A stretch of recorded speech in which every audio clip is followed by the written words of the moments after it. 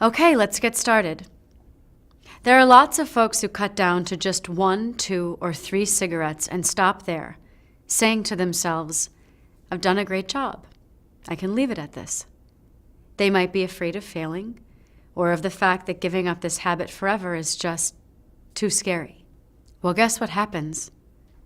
They spend all this effort cutting down to just a few cigarettes, and then after a couple of weeks, something happens, so they smoke an extra cigarette or 2. And then later they have a bad day at work, so they smoke an extra cigarette, and so on until they're back up to where they started. Don't let that happen to you. You've gone this far. You've got the tools.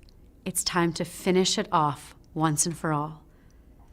You just have to take a deep breath and trust that you can do it. And why not? You have these tools. You've seen how they work for you already. Why would they suddenly stop working? Often this is where fear and its friend doubt come in and start whispering all sorts of nonsense in your ears. Let's explore fear a bit more. So why do you think it's scary to quit? Smoking has been a big part of your life, like a close sibling who has been there for you through thick and thin, always at your side, celebrating your accomplishments and comforting you when you've been stressed or down. And this is important to acknowledge. Smoking has been a big part of your life. So to start this ceremony, just take a moment to acknowledge how important smoking has been to you. Notice if there are any emotions that come up with this. Just take a moment and be aware of them now. Now take a moment to acknowledge that you are ready to move on. Think back to the times where you really smoked mindfully and saw clearly what you actually got from it, that it doesn't actually fix your problems, that you can deal more effectively with stress in other ways, such as by practicing mindfulness. And most importantly, that smoking actually makes things worse by getting you addicted to something that is expensive and harmful to your health, rather than helping you the way it promised to way back at the beginning. It isn't really that great a friend that you thought it was. It is time to move on. So now pull out your garbage bin and say goodbye to smoking. Think of this as the coffin you'll be burying your old habit in. If you've set a mantra for quitting yesterday, take out your last cigarettes, break them at the filter so you can't dig through your garbage later and pull them out. Say your mantra as you break them and throw them into the coffin. Now do the same with your lighters and anything else associated with smoking. You are moving on. Now take a moment to check in with yourself. What do you feel like now? Putting this habit to rest can lead to a range of emotions from sadness, fear, and anxiety to relief, lightness, and even joy. Just like ending any romantic relationship, there can be mixed feelings because you're moving on. And moving on can be both fear-provoking, fear of the unknown, and joyful, a new beginning with millions of possibilities. And now for a few nails in that coffin.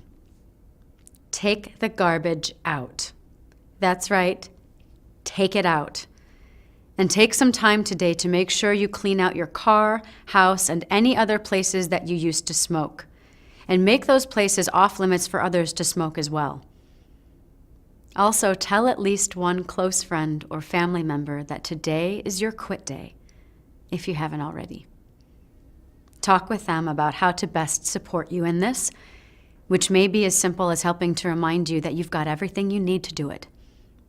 You just have to believe in yourself and that you can actually pull it off. Often the first 3 days of being smoke-free are the worst in terms of wondering whether or not you can actually do this. Just like a bird who flies from the nest for the first time, it can feel a bit wobbly. But the further the bird flies away from the nest, the more confident it gets. And you might feel a bit wobbly, but that's what we're here for. You've got the want-o-meter right at your side, as well as all of the practices you've just learned. Just trust in yourself and continue to use them. Remember that they've worked for you before and will continue to work as long as you use them. Take it one day at a time. Just keep using your skills until you realize that you do have wings and that flying isn't that hard. Not when you've been training for weeks and weeks. And you'll fly. So keep it up. I'd suggest as your daily goal to use your mantra whenever a craving comes up. I can remind you if you'd like. And keep your other tools sharp. Keep practicing body scan and loving kindness at least once a day, even if it's just for 5 minutes. Keep using the noting practice throughout the day. And the more you pay attention to what you get from these, the more you see the joy in letting go, the more you'll keep using these tools. We'll check in with you tomorrow to give you some pointers on how to keep flying. Until tomorrow.